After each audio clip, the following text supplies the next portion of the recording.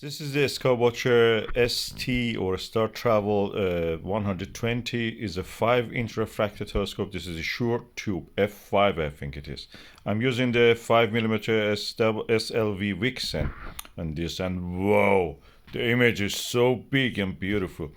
I cannot believe. Of course, it was after several nights of not being able to observe. So I'm a little bit shocked because I'm seeing it again. Jupiter is there. Let's see how the other eyepieces is.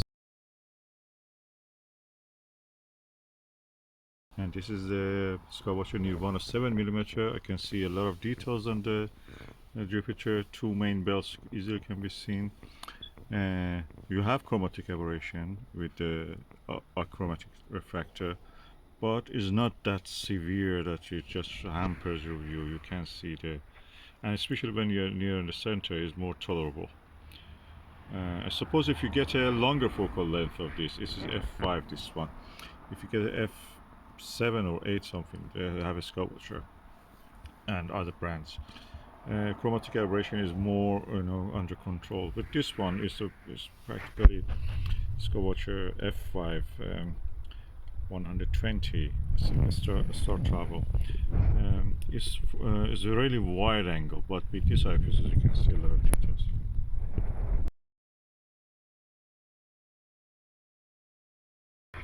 Okay, chromatic aberration definitely here is more than the Skywatcher EVO Star 90.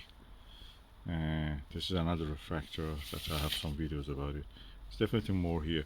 This is the first time I can see that BST Starguider 8mm is not any better than the Nirvana. So I suppose because it's a very wide angle eyepiece, 5mm eyepiece, wide angle telescope, short focal length is f5. So practically this is really, you need go higher magnification than what 8mm can provide. So 5mm was really good. I could see a lot of details with the 5mm eyepiece. If I use a Barlow, probably I can even push it to 2.5mm.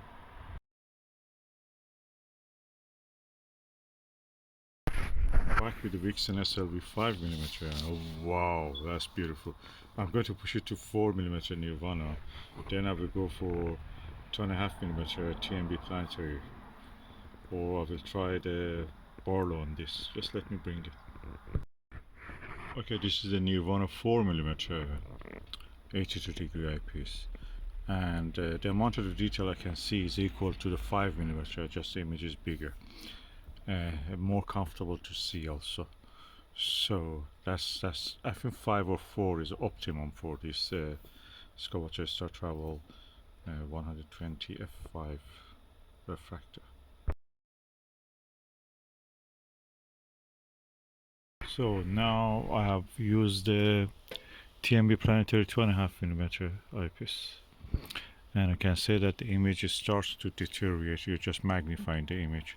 The eyepiece is excellent one. I've seen my best views of the Mercury and the Venus with this, better than a orthoscopic, equal to the Vixen HR 2.4. That means how good it is. It's also equal to Radian in a mechanical and optical way, in my opinion. However, because this is a very wide angle, low or focal ratio telescope, but 2.5mm, no, you see image starts to deteriorate. You see some detail, you can see the two cloud belts yet. But 4 or 5 was the maximum I recommend to use with this, so no lower than that.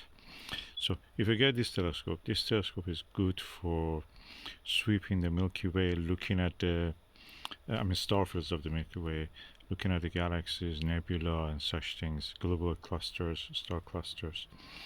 It's very wide angle. Its f5 is perfect. It's compact, only 600mm focal length, I think, and it's good. You can use it for planetary view, considering the limitations of it.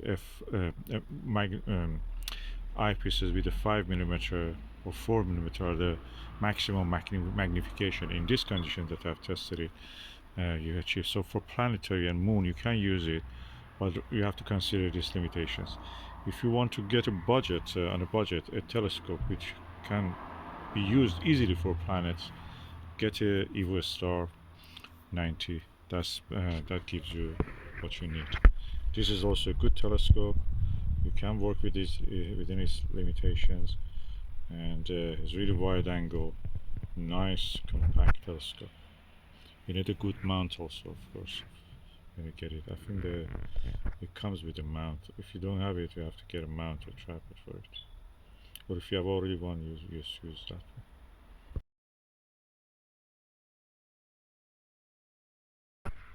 Now I have a Barlow the 12mm Starguider 2 times, so it's practically not 6mm.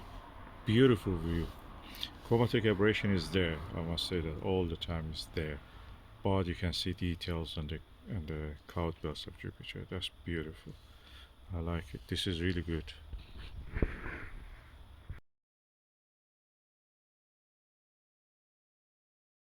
Wow, 8mm Starguider with the 2 times Barlow equal to 4mm. Wow, Jupiter is beautiful.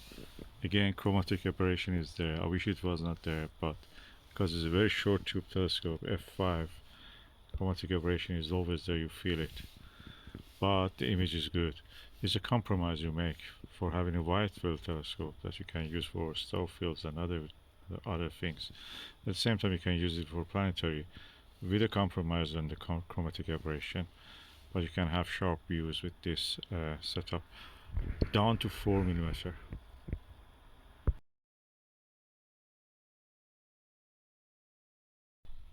Okay, immediately after the Skywatcher Startravel 120, I went for the Skywatcher 72 ED and 72mm. The details I can see, although it is a very wide angle, you can use it as wide angles. It's ED, it's apochromatic. The details I can see on Jupiter are more than what I could see in that 120mm objective refractor. So which one I prefer? If I'm going to spend that 300-400 pound for 120 refractor, instead of it I will go for this ED one.